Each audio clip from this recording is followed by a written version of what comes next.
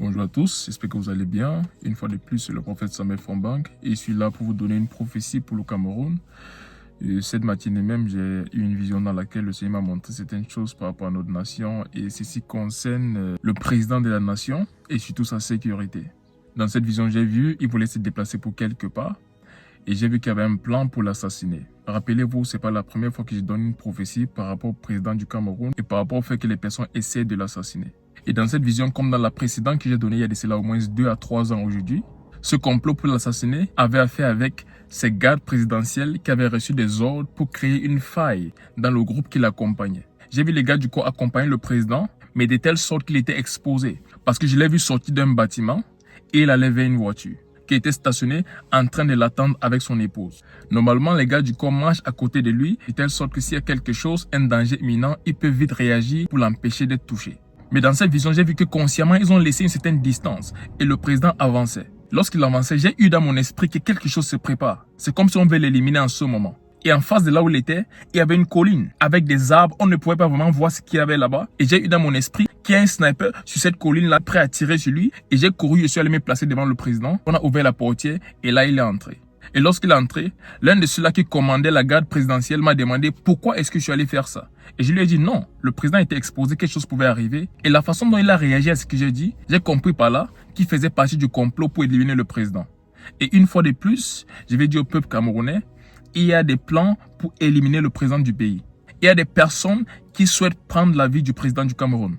Et ces personnes sont des personnes qui sont autour de lui. Ce sont des personnes à la présidence, ce sont des personnes dans son gouvernement. Des personnes qui ont soif du pouvoir. Et ce pouvoir-là, ce n'est même pas pour diriger le pays, mais c'est pour pouvoir garder les biens mal acquis qu'ils ont. Pour pouvoir garder les richesses qu'ils ont payées à cette nation toutes ces années. Et ils ont peur de faire face à la justice qui viendra si le pouvoir change de camp. Donc pour cette raison, ils font tout pour garder le pouvoir, même si cela signifie éliminer le président pour prendre le pays en otage. Ils font tout pour préserver tout ce qu'ils ont pillé pendant ces années. Et ils savent que la fin est proche. Et pour cette raison, ils sont prêts à tout faire, même éliminer le président.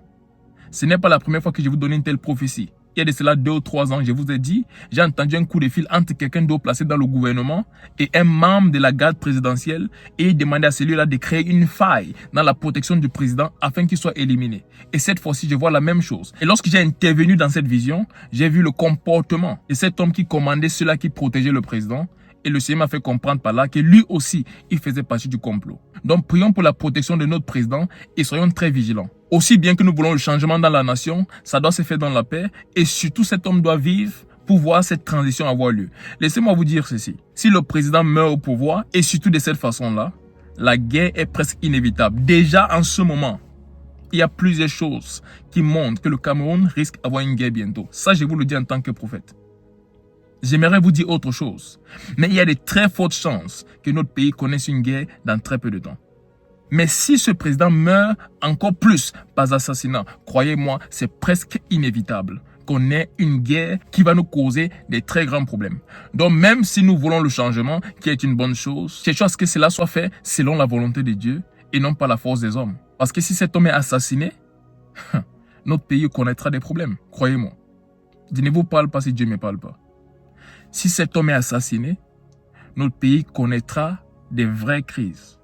Donc, prions pour la protection du président Paul Biya. Prions pour sa protection. Il y a des choses mises en place par ceux autour de lui pour l'éliminer. Notre nation est dans une période très très importante pour sa destinée. 2025, beaucoup de choses vont se dessiner. Mais prions surtout que les choses se fassent selon le plan de Dieu. Et j'ai prié que le Seigneur préserve notre nation, le Cameroun, et que son esprit guide les dirigeants ainsi que les citoyens du pays, et surtout l'Église, de faire ce qu'il faut en cette saison pour la prospérité de notre nation et surtout pour sa paix, au nom puissant de Jésus-Christ. Que Dieu vous bénisse. C'était le prophète Samuel Fombang. Shalom. Il y a d'autres personnes qui disent, j'ai commis tellement de fautes, je ne sais même pas si Dieu va m'accepter. Mon cher, ma chère, c'est exactement pour cela qu'il est mort. Parce que tu ne peux le faire par toi-même.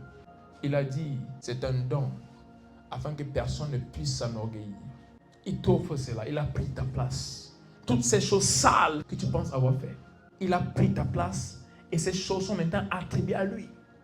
Et il t'a donné sa sainte nature. Et tout ce qu'il te demande de faire, c'est de dire, Seigneur Jésus-Christ, si je t'accepte dans ma vie en ce moment, comme mon Seigneur Sauveur, sois le roi de ma vie, guide-moi selon ta parole et amène-moi à marcher selon ton esprit. À partir de ce moment, tu es une nouvelle créature.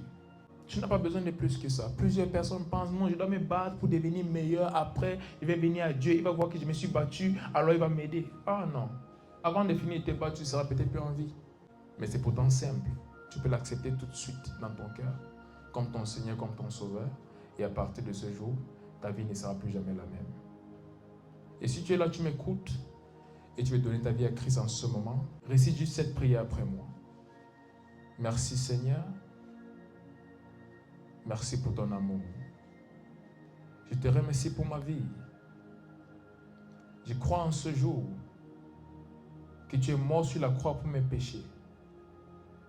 Et 3 jours après, Dieu le Père t'a ressuscité d'entre les morts. Je confesse que tu es Seigneur et Sauveur de ma vie.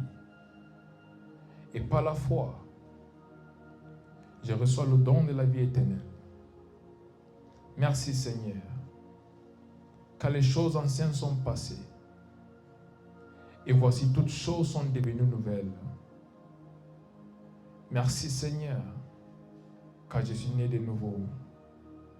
Et je reçois la grâce pour vivre pour toi tous les jours de ma vie et pour accomplir ta volonté parfaite pour moi. Je suis transformé par ta parole. Je suis guidé par ton esprit. Et je marche intimement avec toi jusqu'à la fin de mes jours. Et lorsque tu reviendras, je serai parmi ceux-là qui iront au ciel pour demeurer avec toi pour toujours. Au nom puissant de Jésus-Christ.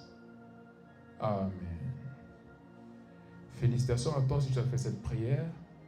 À partir de ce jour, tu es un enfant de Dieu. Tu es né de nouveau, né par l'Esprit de Dieu. Cherche une église où tu es. Cherche une église qui enseigne la parole de Dieu et les voies de Dieu. Va y demeurer pour être enseigné la parole de Dieu afin de grandir dans la connaissance de sa personne et de ses voies. Et à partir de ce moment, beaucoup d'autres choses vont se mettre en place. Beaucoup de choses vont changer. Mais pour toute personne qui a reçu Christ à travers ceci, écrivez juste un message sur WhatsApp pour qu'on puisse prier avec vous. Peu importe dans quel pays, dans quelle ville vous êtes. Le numéro qui est dans la description, écrivez juste à ce numéro et nous allons prier avec vous et vous donner quelques conseils pour débuter votre vie avec Christ.